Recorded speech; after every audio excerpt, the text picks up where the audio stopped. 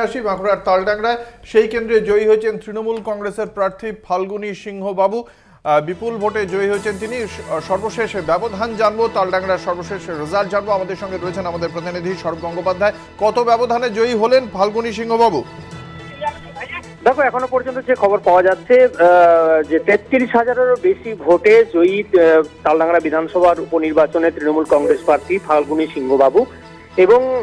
এবং এই জয়ের পর তার যেটা বক্তব্য যে এই জয় মামাটি মানুষের জয় এবং উন্নয়নের জয়, মমতা বন্দ্যোপাধ্যায়ের জয়, এবং এই জয় তিনি উৎসর্গ করতে চাইছেন মমতা বন্দ্যোপাধ্যায়কে।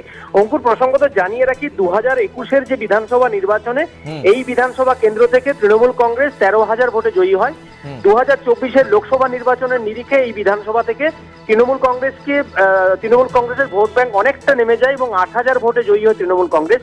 সেই জায়গা থেকে 2024-এর লোকসভার বেশ কয়েক মাস পরই এই উপনির্বাচনে তৃণমূলের এই যে ব্যবধানের অঙ্ক বেড়ে যাওয়াটা তৃণমূলের কাছে একটা বিশাল বড় প্রাপ্তি এবং বিশাল বড় একটা চ্যালেঞ্জ ছিল। সেই চ্যালেঞ্জকে অ্যাকসেপ্ট করে তৃণমূল কংগ্রেস নেতৃত্ব আজকে যে জয়ের ব্যবধান বাড়িয়েছে সেটা 2026-এর শুধুমাত্র সময়ের অপেক্ষা, এটা বলতে চাইছে তৃণমূল কংগ্রেস নেতৃত্ব। কারণ এই 2021-এর যে ব্যবধান ছিল 13, সেটা নেমে হয়েছিল 2024-এর লোকসভার নিরিখে তালডাংরাতে 8।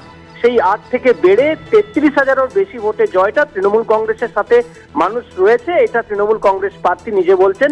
এবং লক্ষ্মীর ভান্ডারের সাথে মানুষ রয়েছে, মমতা বন্দ্যোপাধ্যায়ের। যেটা জানতে চাইবো, এই 3 শিক্ষক বনাম ভূমিকন্যা, এই যে লড়াইটা ছিল বাঁকুড়ার তালডাংরায়, সেক্ষেত্রে বাকি যে অনন্যা রায় চক্রবর্তী বা দেবকান্তি মহান্তি, তুষারকান্তি সন্নিগ্রাহী, এদের রেজাল্টটা কি? এরা কত পার্সেন্ট ভোট পেলেন, সেই বিষয়ে কিছু জানা যাচ্ছে?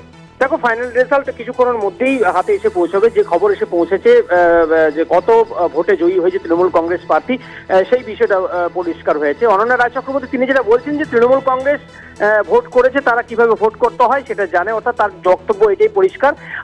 আর তার সাথে সাথে তার একটা বক্তব্য যে লক্ষ্মীর ভান্ডারের পক্ষেই মানুষ ভোট দিয়েছেন, কারণ এ রাজ্যের নারী নির্যাতনের পক্ষে মানুষ নেই, এটা ভোটের প্রমাণ, এটা উনি বলতে চেয়েছেন ওনার প্রতিক্রিয়াতে।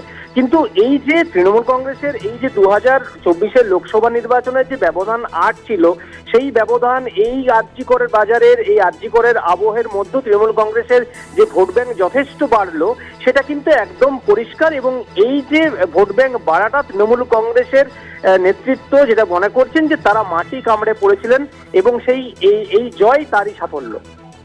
একেবারে ধন্যবাদ। আমাদের সঙ্গে ছিলেন আমাদের প্রতিনিধি সৌরভ গঙ্গোপাধ্যায়।